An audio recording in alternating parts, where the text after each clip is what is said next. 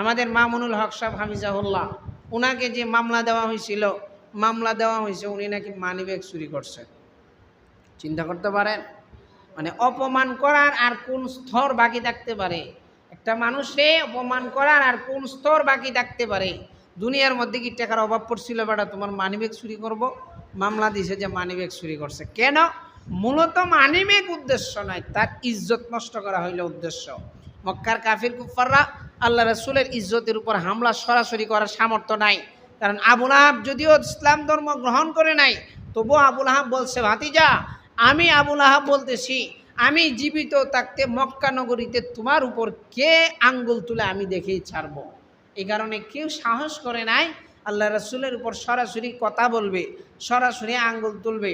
কিন্তু সেই মানুষগুলা রাসূলকে কষ্ট দিছেন কথার মাধ্যমে, কাজের মাধ্যমে।